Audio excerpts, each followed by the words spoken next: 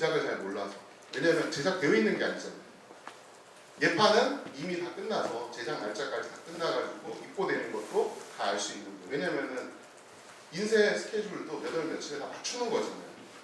근데 크라우드 펀딩은 몇 개를 찍을지 얼마나 될지를 예측을 좀 못하니까 그때 제작에 대한 리스크가 좀 있어요. 자, 어쨌든 크라우드 펀딩 부분하고 이 예약 판매, 특히 이제 온라인 서점, 우리는 이제 출판사니까 온라인 판매 쪽으로 생각했을 때는 어느 게 더 나을지를 결정하시는 것도 하나의 방편이라고 봐요. 근데 이전에는 예약 판매라면 지금은 이제 크라우드 펀딩이겠죠. 근데 크라우드 펀딩도 어디 뭐 텀블벅, 와디즈, 뭐 알라딘, 메이커스 굉장히 많은데 어떤 데는 이런 게 잘 나가고 어떤 데는 전혀 안 나가요. 유아 아동책은 전혀 안 나가요. 크라우드 펀딩 아주 희한하죠. 거의 안 돼요. 그런데 일러스트레이터가 그린 그림에 대해서는 굉장히 열광한단 말이죠. 일러스트 작가 중에서 크라우드 펀딩을 통해 가지고 굉장히 성공하신 분들이 많이 있어요. 왜냐하면 본인의 팬덤을 이용해 가지고 진행을 하거든요. 자, 크라우드 펀딩을 제가 왜 말씀드리기 전에 예약 판매에 대한 부분을 말씀드리냐면 출판사이기 때문에 예판, 즉 어차피 결정되어 있는 책이 이미 결정되어 있을 경우에는 예판을 통해 가지고 다른 부가 상품들. 근데 이제 문제는 뭐냐면 우리가 97 코드가 97이냐 88이냐에 따라서 부가 상품이 뭐가 될 수 있느냐 이걸 또 결정할 수가 있어요. 혹시 88과 97의 차이 아세요? 네? 모르세요? 도서 저가제가 있잖아요. 도서 저가제 때문에 도서 저가제 금액만큼 예를 들어 10%, 15, 최대 15%잖아요. 실제로는 부가적으로 드릴 수 있는 답례품, 리워드 상품들을 가격이 한정적이게 되어 있어요. 88 코드 같은 경우는 10%라고 해도 자기가 가격을 마음대로 정할 수 있으니까 상관이 없는데 97 코드는 어떻게 되냐면 한정적인 금액으로만 쓸 수 있으니까 오리지널 상품을 만들지 않으면 안 돼요. 사서 쓸 수가 없어요. 다른 책을 붙일 수가 없어요. 그런 단점이 있다는 걸 아시면 돼요. 텀블벅은 그런 게 없죠. 텀블벅이나 이런 크라우드 펀딩 같은 경우는 그런 제한점은 좀 없어요. 근데 만일 도서로 찍으시면 저가제 부분 이슈가 있으니까 좀 고민을 하셔야 돼요. 문구를 만든다거나 도서와 결합한다거나 이렇게 되면 저가제 위반의 부분이 생겨요. 자, 텀블벅 같은 경우는 제가 자꾸 텀블벅을 말씀드리는데 사실 와디즈나 다른 데들은 책에는 그렇게 걸맞지가 않아요. 가장 맞는 곳은 텀블벅인데 사실 텀블벅도 아주 특정한 영역, 그 영역만 아주 잘 되고 다른 영역은 그만큼 되진 않아요. 자, 홍보 목적으로 5% 수수료가 결국엔 들어가게 되는데 이걸 이 5% 수수료는 여러분들이 광고료라고 생각하시면 돼요. 예스, 인터파크 어디에도 우리가 60, 65 이렇게 공급률이 있잖아요.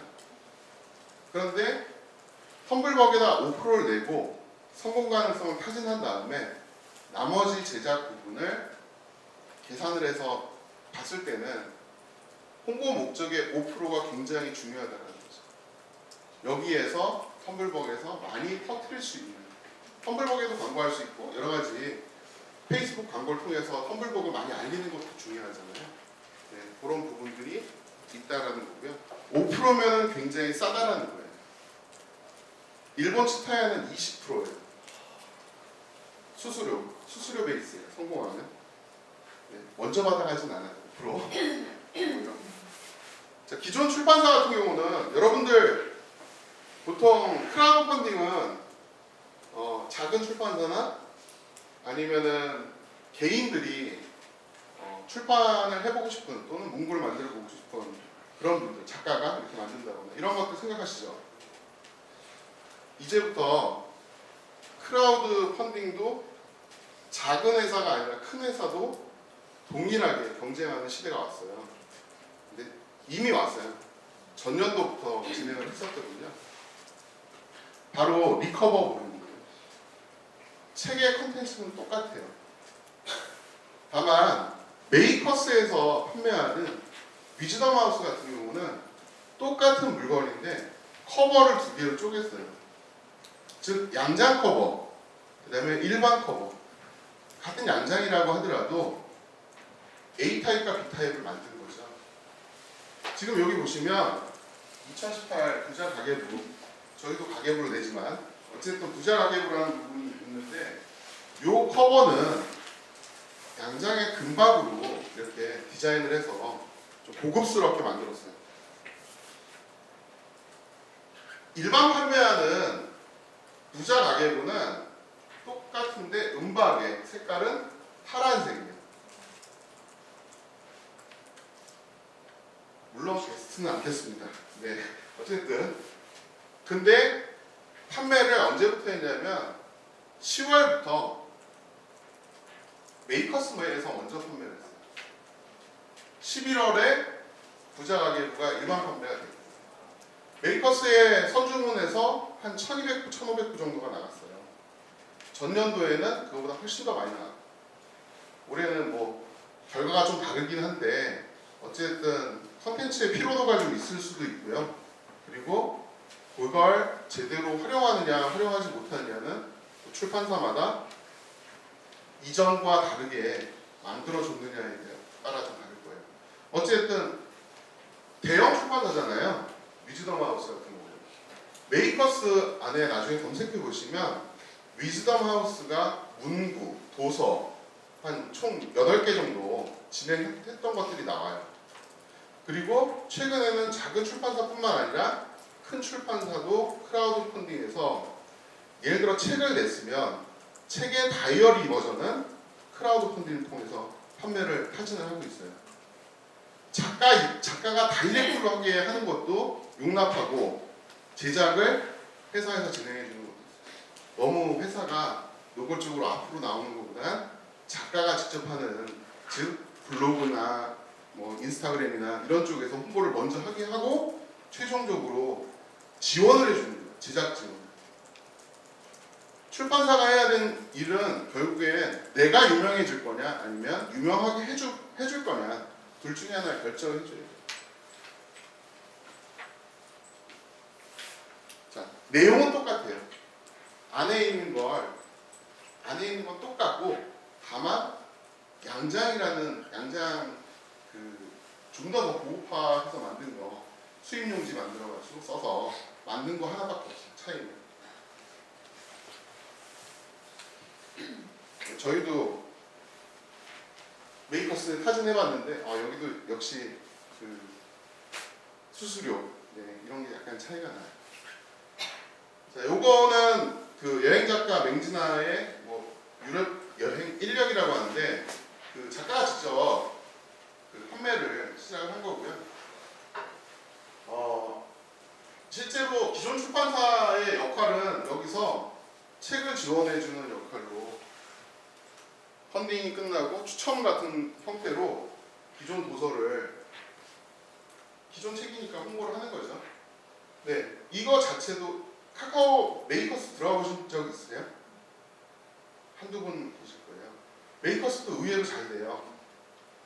카카오가 워낙 크니까 실수로 메이커스 누르신 분이 계시고 네.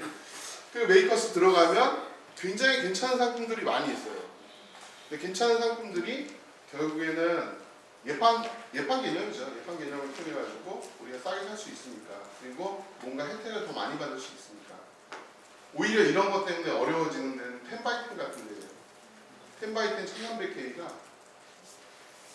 좀 더 어려워지는 상황이 된 거예요. 이전에는 좀 더 쉽게 다 10x10 1300K로 왔다면 이제 작가나 출판사나 모든 곳이 각자 팔러 다녀요. 각자 자기 브랜드를 알리는 게 가장 중요하지 않나요?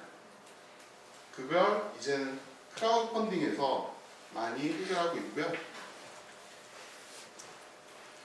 자, 작가들의 부가 상품 판매에 이제 눈 돌리기 시작했어요. 49,000원짜리 그 페어에 나왔던 표지를 가지고 또 그걸로 문구를 만든다거나, 이전에는 이런 데이터가 있으면 다른 곳에 가져가도 그 문구 회사에서 오케이를 안 해요. 왜냐면 우리도 할 수 있어라고 그렇게 말하니까. 근데 이제는 직접 판매가 가능한 시대가 온 거죠.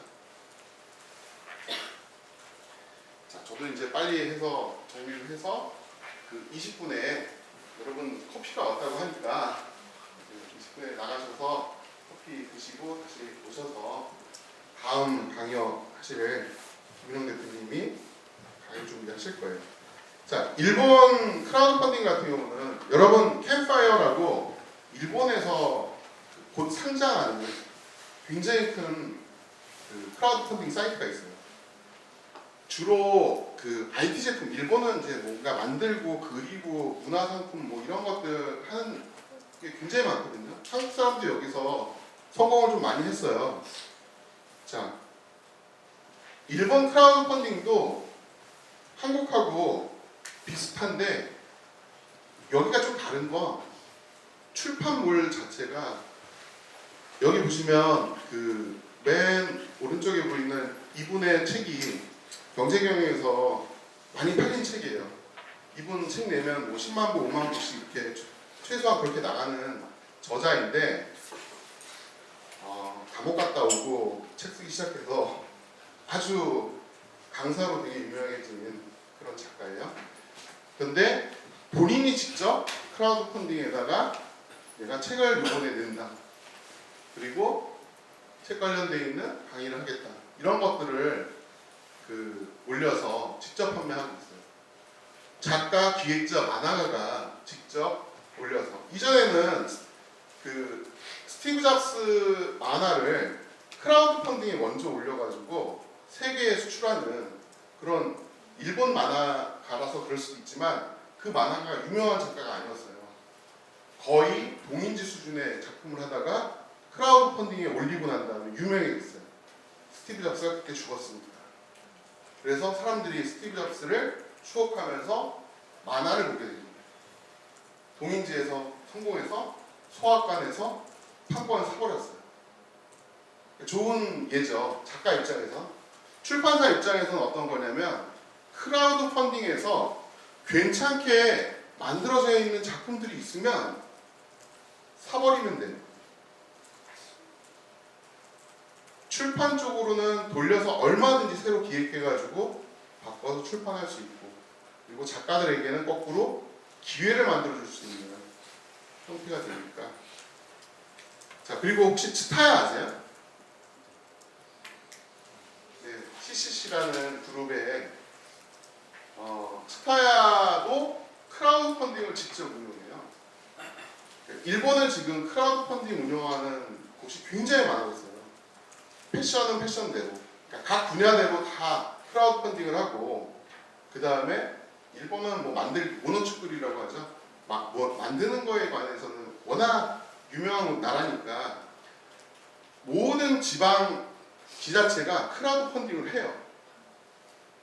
크라우드 펀딩해서 그 지방의 쌀이 어쩌고 저쩌고 뭐 농사펀드처럼, 농사펀드뿐만 아니라 와서 쉬고 놀고 즐길 수 있는 그런 것들을 전부 크라우드 펀딩을 통해 가지고 진행을 하는데, 츠타야는 어떤 걸 하냐면 외서 있죠.